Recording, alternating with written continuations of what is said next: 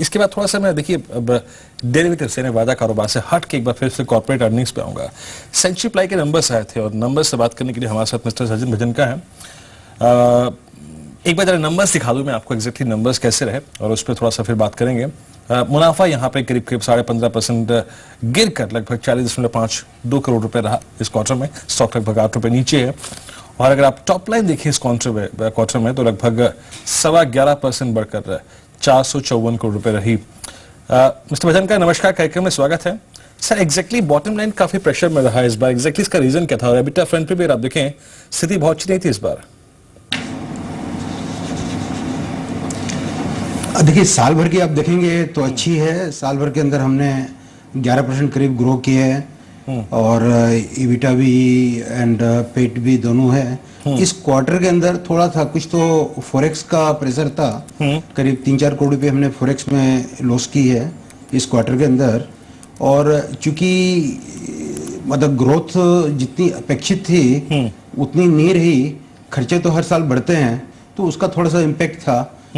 But वैसे आप compare करेंगे तो टर्नओवर बढ़ी है, क्वार्टर टू क्वार्टर भी बढ़ी है, प्रीसीडिंग क्वार्टर से बढ़ी है और अब ये थोड़ा सा बढ़ोतरी का सिलसिला जारी हो गया। अभी ये जो लास्ट अप्रैल गया है वो भी वन ऑफ द बेस्ट अप्रैल था।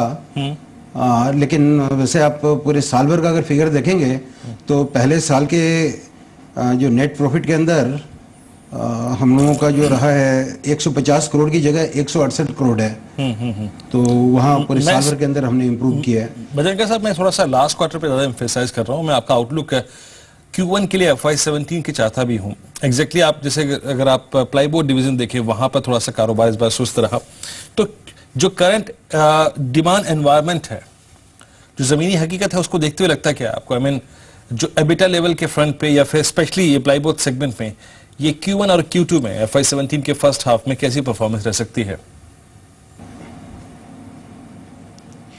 देखिए हमारा जो सेक्टर है वो रियल एस्टेट से जुड़ा हुआ है। रियल एस्टेट में आप मतलब रियल एस्टेट के दो सेगमेंट है, एक तो है रियल एस्टेट के कंस्ट्रक्शन तक और दूसरा है कंस्ट्रक्शन के बाद। कंस्ट्रक्शन तक जो है स्टील एंड सीमेंट उसकी सबसे ज्यादा आवश्यकता होती है, बाकी बिल्डिंग मटेरियल्स की आवश्यकता होती है। और उसके बाद में जब मकान या फ्लैट या ऑफिस बन के जब बिक जाता है उसके बाद में हमारा नंबर आता है। तो अभी आप देख रहे हैं कि थोड़ा सा ये यहाँ थोड़ा रिसेशन है। रियल एस्टेट के अंदर बहुत बड़ी इन्वेंट्री पूरे कंट्री में है, वो डाइल्यूट नहीं हो रही है। लेकिन फॉर्चुनेटली लास्ट कुछ महीनों से डाइल्यूट होने का सिलसिला चालू हुआ है और अब डिमांड बढ़ रही है।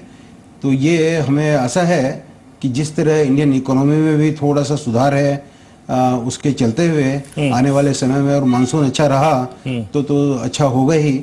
और उसके अलावा फिर एक जो चीज थी जीएसटी वाली जो विलंबित हो गई तो उसके ऊपर भी बहुत दरअंदर था, क्योंकि हम लोग रिप्रेजेंट करते हैं ऑर्गेनाइज सेक्टर को। यानी ऑर्गेनाइज सेक्टर हमारे सेक्टर में थोड़ा सा कम है। भजनका साहब ये जानना चाहूंगा, यानी FY17 का जो फर्स्ट क्वार्टर है मोरलेस आप क्या सोचते हैं कि ये सीक्वेंशली फ्लैट ही रहेगा both on the top line bottom line front, या फिर एबिटा फ्रंट पे, या फिर थोड़ा सा डिप और पॉसिबल है Q1 में? इंडिकेशन है उसमें सुधार होगा। और फर्स्ट क्वार्टर में और उसके बाद में हमेशा सुधार होगा। और एज फार एज हमारी कंपनी है उसमें 2-3 और भी सुधार की गुंजाइश है। एक तो हम लोगों ने एक पार्टिकल बोर्ड प्लांट लगाया है चेन्नई के अंदर, तो वो भी चालू होने वाला है। तो मेरे ख्याल से नेक्स्ट मंथ से ही उसकी सेल आनी शुरू हो जाएगी और धीरे धीरे कर by the second third quarter उसकी पूरी सेल आ जाएगी। उसके अलावा हम लोगों ने विदेशों में भी कई यूनिटें लगाई है।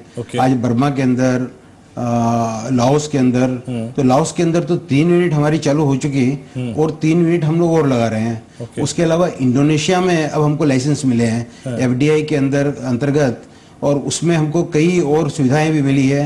इनकम टैक्स की, एक्सपोर्ट टैक्स की छूट मिली है। तो वो यूनिट भी चालू हो जाएगी। तो इन सब को लेके कुछ बाहर की यूनिटों का कंट्रीब्यूशन मिलेगा, कुछ हमारी जो पार्टिकल बोर्ड प्लांट चालू हुआ है ये मिलेगा। और अभी दिसंबर तक हमारा वो है कि जो पंजाब में MDF प्लांट लगा रहे हैं हम लोग, तो उसका पहले तो जून जुलाई का चालू होने का था नेक्स्ट ईयर, लेकिन पंजाब सरकार ने हमसे आग्रह किया है उसको जल्दी चालू करें। तो हम लोग भी, यानी अगर आप देखें आपके जो एग्जिस्टिंग कैपेसिटी है उसमें काफी बड़ा एडिशन होगा Q1 में, Q2 में। इंडोनेशिया का अगर आप देखें जो प्लांट है वो भी कुछ शुरू हो सकता है कुछ दिन में। शुक्रिया सर बातचीत के लिए। एनर्जी प्राइस वक्त ऑलमोस्ट आप देखिए तो इस वक्त फ्लैट कारोबार कर रहा है करीब करीब। आई थिंक एक बहुत, अगर आप देखें ये इंटरडे चार्ट्स हैं, अगर आप देखें आपकी स्क्रीन पर, ये करीब करीब 179.90 का हाई लगा था, अब वहां से करीब 174.70 पे कारोबार कर रहा है। खैर एक छोटे से ब्रेक का वक्त है। बजरंग साहब बहुत बहुत शुक्रिया, आप इस कार्यक्रम में शामिल हुए और नतीजों पर बात की आपने।